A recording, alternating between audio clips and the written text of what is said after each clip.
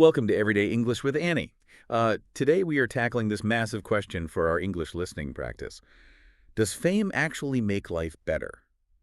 Or does it, just put your worst nightmares up on a billboard? Right. That is the million-dollar question, isn't it? It totally is. And to answer it, we are doing a deep dive into a stack of excerpts from the memoir Unfinished. It's by the global icon Priyanka Chopra Jonas. It is a fantastic source for this topic. Really revealing stuff. Yeah. Okay, let's unpack this, because we are going to look way past the red carpets and the glamorous magazine covers today. Exactly. We're getting into the real machinery of it all. Right. We want to examine the raw realities of sudden fame, the hidden powerlessness of being a celebrity, the totally toxic magnification of the internet, and ultimately how someone can forge a genuinely meaningful life despite being in that spotlight. What's fascinating here is that we often view fame as a shield against life's hardships, Like, we just assume wealth and recognition create this impenetrable barrier where regular human problems just bounce off you. Right, like you're suddenly immune to a bad day. Exactly. But the source material reveals that fame actually acts much more like a magnifying glass. I mean, it doesn't eliminate a person's insecurities or traumas. It merely enlarges them for the whole world to scrutinize. And the wild part is how accidentally this all started for her. Like, the jump into the spotlight wasn't some calculated master plan for global domination. Not at all. No, it was born out of sibling rivalry, of all things. Her 10-year-old brother, Siddharth, was just tired of sleeping in a hallway because she had moved back home. Yeah, she took the bedroom. Right. So he secretly sent her photos into the Miss India competition. He just figured, if she won a pageant and left, he'd get his room back. It is an incredibly grounding origin story. I mean, she is essentially thrust onto this path because of a domestic squabble over real estate. It's hilarious, but then she goes on to actually win Miss India, and then she wins Miss World in the year 2000. Which is just crazy to think about. Almost overnight, she is catapulted into a completely different stratosphere of existence. Right. And I imagine, like, pulling into your hometown after winning Miss World has to feel like the ultimate victory lap, right? You would certainly think so. The memoir describes her homecoming parade in her hometown of Bareilly. She's in this motorcade. The roads are absolutely packed with people. There were literally crowds hanging out of the trees just to get a glimpse of her. It sounds chaotic. It does. But that must have felt like a massive collective hug from the place she grew up, Well, you would assume it's a celebration of belonging, but the memoir reveals it was actually a profoundly isolating realization for her. Oh, wow. Why is that? Because she looks out at these massive crowds of people she grew up alongside, and it dawns on her that she isn't there to hug her friends. She isn't there to visit her old favorite hangout. And she's there working. Exactly. She is there acting as a public representative. That specific parade is the exact moment she realizes her life and her time have ceased to be her own property. Wow. And that loss of ownership quickly extends far beyond just her schedule. It actually extends to her physical body, which is terrifying. Yeah, the surgery incident. Right.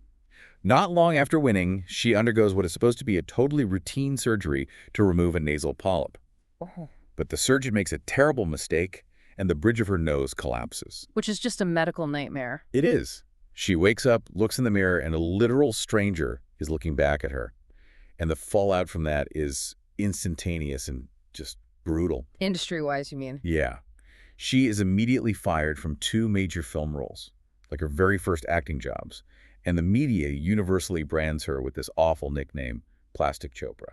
The psychological toll of that scenario is difficult to overstate. I mean, she's dealing with the physical trauma of a botched medical procedure. Right, which is scary enough on its own. Exactly, and the terrifying alteration of her own face. But instead of receiving basic human empathy or, medical privacy, she faces severe career repercussions and global public mockery. It makes me think of early fame as being trapped like a shiny new toy inside a glass display case. That's a good way to put it. Everyone walking by gets to stop, press their faces against the glass, and critique every little flaw on the toy. But you are trapped inside. You can't control the lighting. You can't control the angles. And you certainly can't control what the people outside are shouting about you. It's complete exposure without any control. But wait, I have to push back a little here on this idea. Didn't she want this? I mean, she made the active choice to stay in the pageant. Well, yes, she pursued the career. Right, she chose to sign those movie contracts. Mm-hmm. Doesn't she bear some level of responsibility for inviting all that public scrutiny? That is the most common argument used to justify invasive media behavior. But we have to recognize a crucial difference here between wanting a career in entertainment and consenting to having your basic humanity erased. Okay, that's a fair distinction. Wanting to act in films is not an open invitation for the world to treat your physical body as public property to be debated. Fame creates a dangerous false intimacy. Like the public thinks they actually know you. Precisely. The public feels a sense of ownership over the celebrity. And in their minds, that perceived ownership completely justifies incredibly dehumanizing behavior. That complete loss of bodily autonomy at the hands of the public is super disturbing.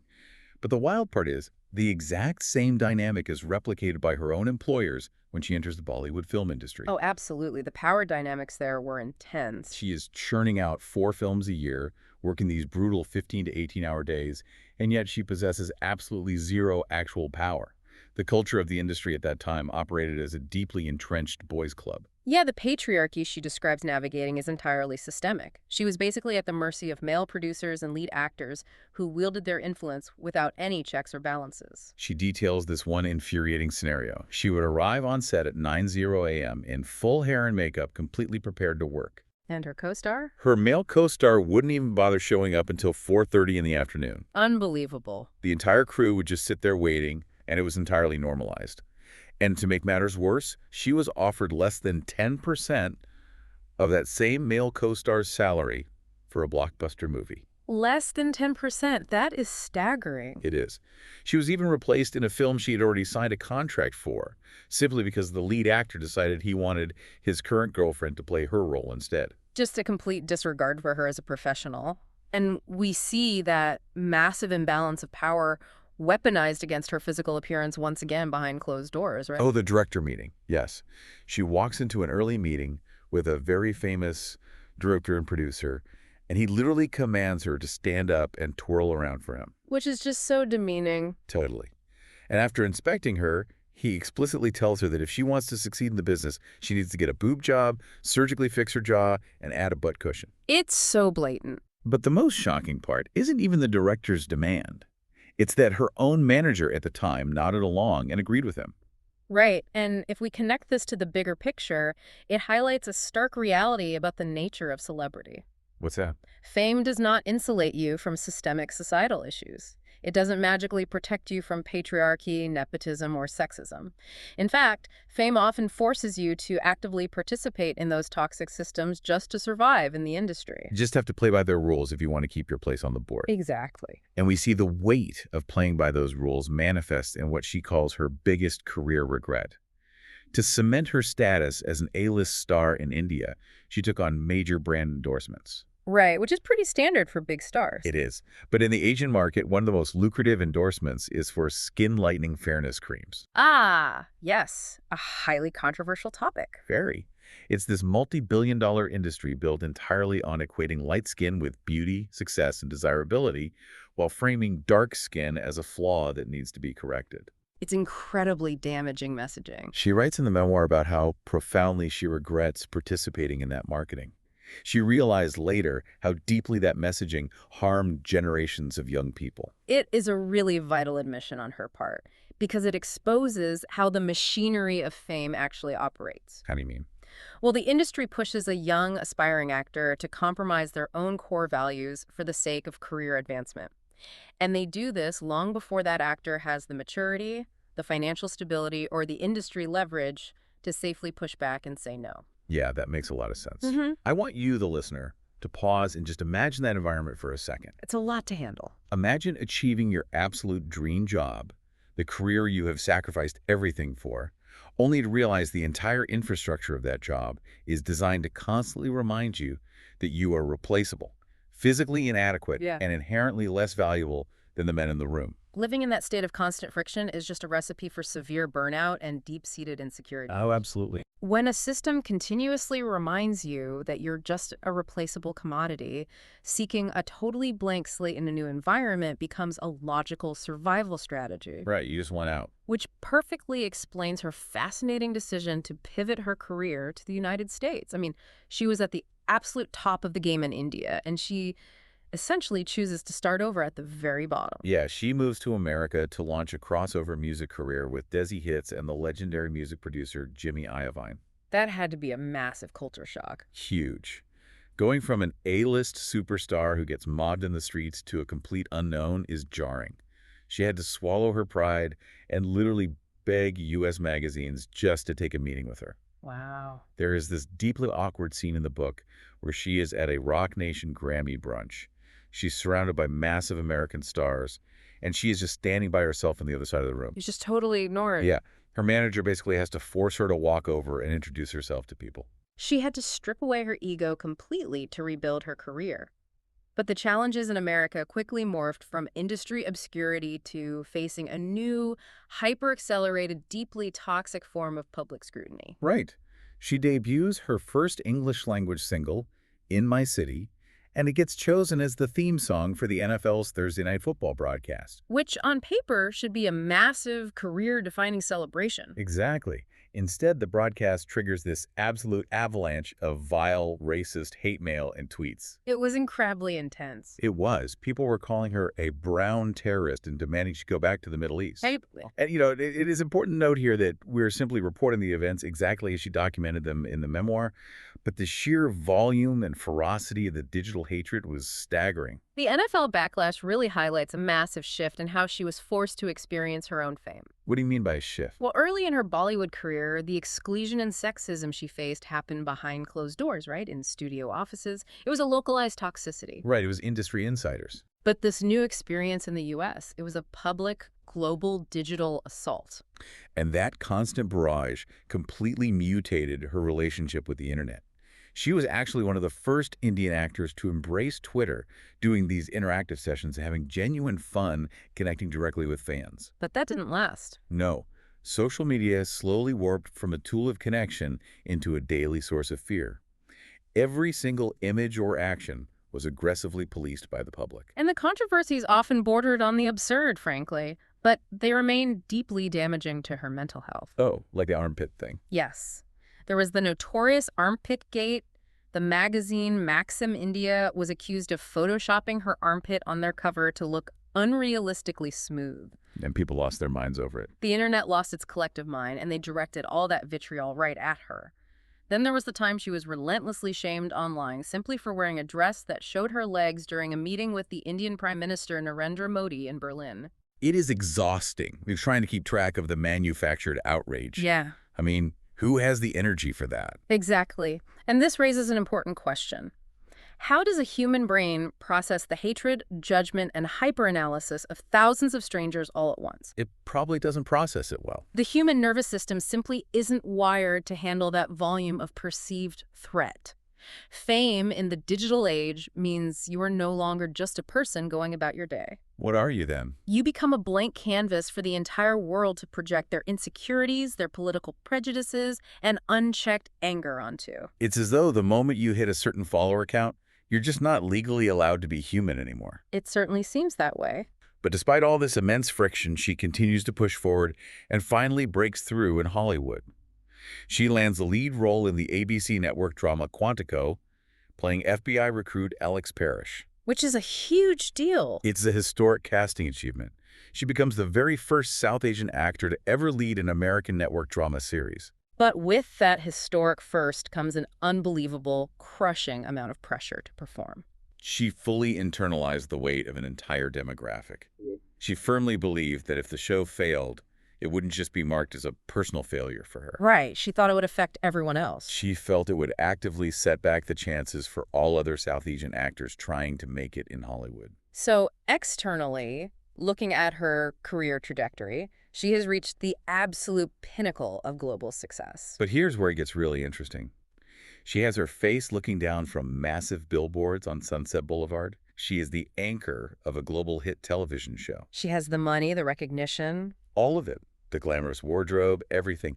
And yet, internally, she falls into a deep, debilitating 2-year depression while living in New York around 2016 and 2017. It just goes to show you cannot outrun your own humanity, no matter how many billboards feature your face. Right. The context surrounding this period is critical to understanding the crash. She was still actively grieving the loss of her beloved father, who had passed away a few years earlier while she was filming the movie Mary Kom. Oh, that's incredibly tough. Plus, she was quietly nursing a broken heart from a previous romantic relationship, and physically.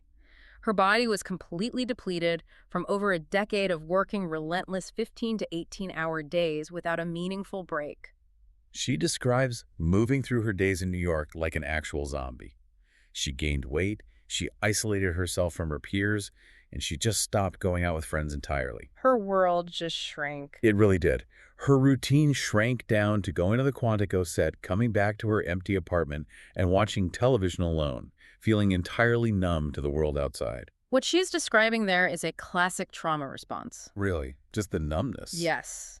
She had successfully compartmentalized her grief, her heartbreak, and her sheer physical exhaustion for so long just to keep producing. Because she had to be the star. Exactly. She had to maintain the illusion of the energetic movie star to survive the demands of the industry.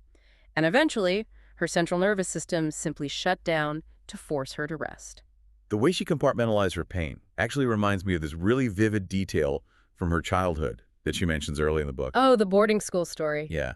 When she was 7 years old, she was suddenly sent away to a very strict boarding school called La Martiniere. And as a young kid, she felt totally abandoned and terrified. Naturally. To cope with the strict environment, she utilized this thing called a tuck box.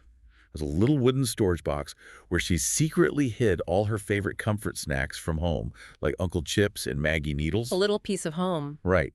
She hid the specific things that gave her comfort and a sense of safety so she could survive the rigid daily schedule.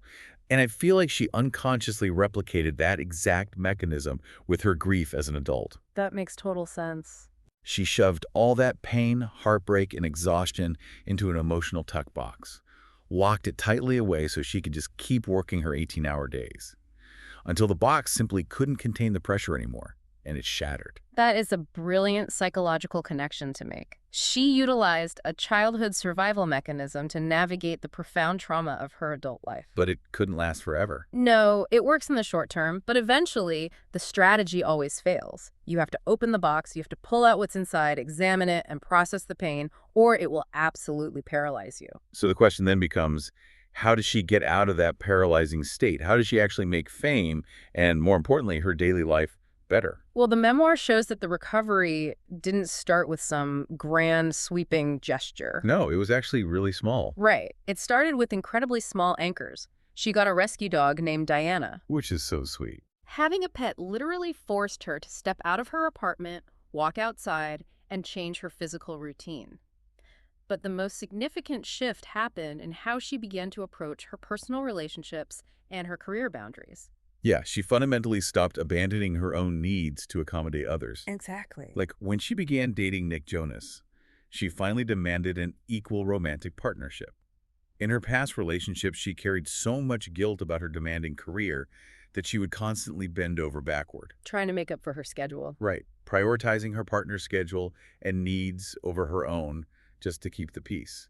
But with Nick, she established a firm boundary that their lives had to be a two-way street of compromise. And professionally, we see her completely flip her relationship with fame as well. How so? For her entire early career, fame had been something that happened to her.